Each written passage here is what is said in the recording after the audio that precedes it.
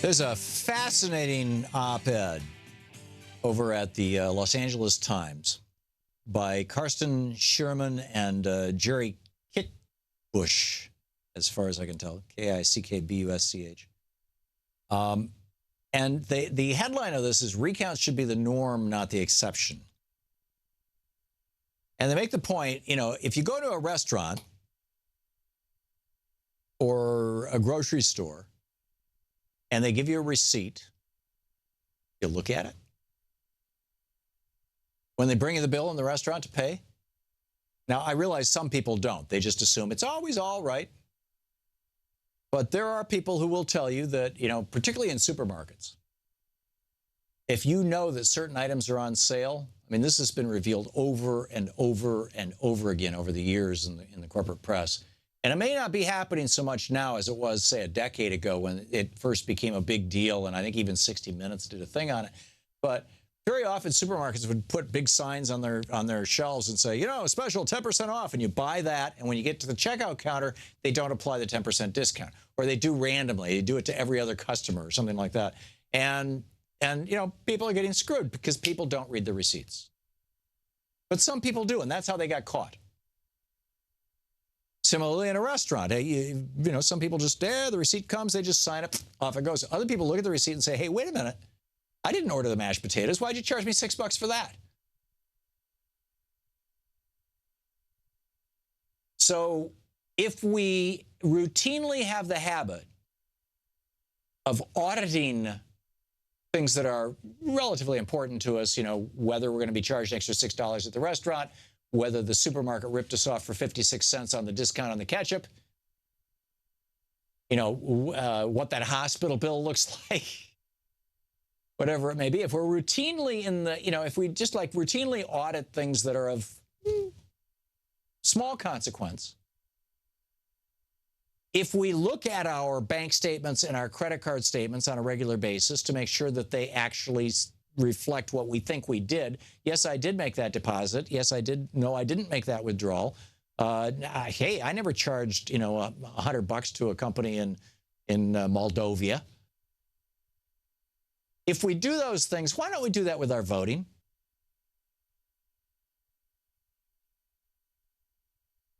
Jill Stein is being characterized as some sort of nutcase for wanting to recount Wisconsin, Michigan, and Pennsylvania. The Supreme Court of Michigan shut her down, and a court in Pennsylvania shut her down, saying, no, you can't recount the vote. Even if you pay for it, you can't recount the vote. And in Wisconsin, they are fighting her with everything they have. And ultimately what it's coming down to is they're just saying, okay, here's the machines. You know, this was the result. It's still the result. And as I said earlier, you know, Greg Palast is going to be with us tomorrow, and we'll get into all the details on this. But the question, why don't we routinely audit every election?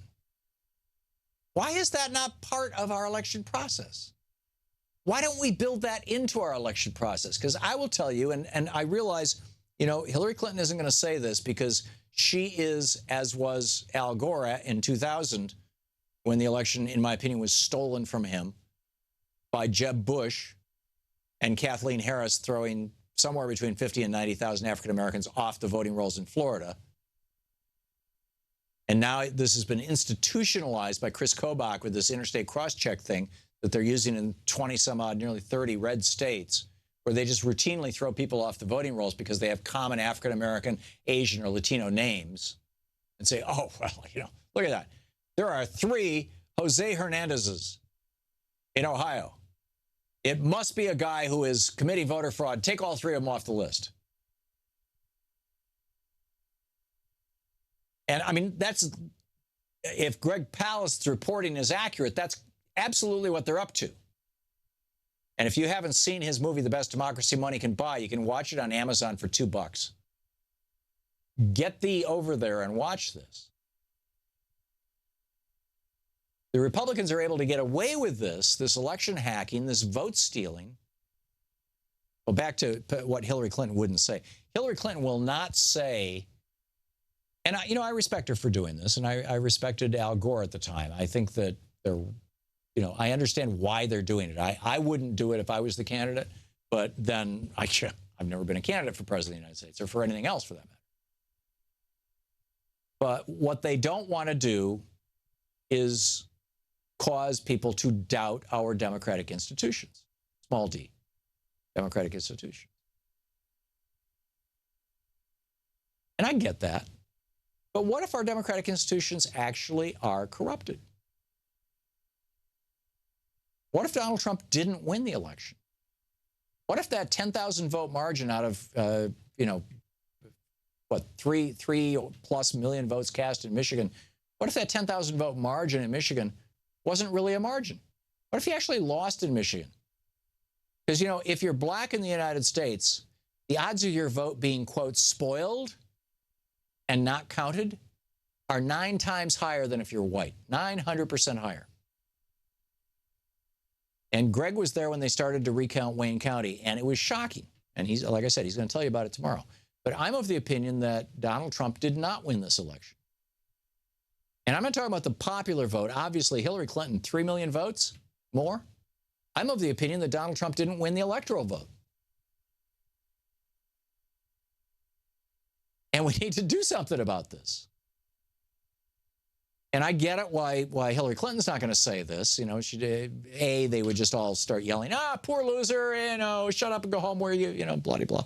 Like they did to Don Siegelman in 2002 when the election was clearly stolen down in Alabama. They didn't just shut him up. They put him in prison. So she's not going to say it. And the DNC isn't going to say it because there basically is no DNC right now and won't be until March, as Victoria just pointed out, which is like a scary thing. But I'll say it.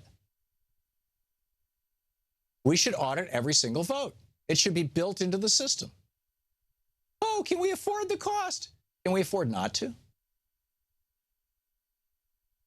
I mean, we're launching missiles at the Marshall Islands to test them regularly. We launch them from California.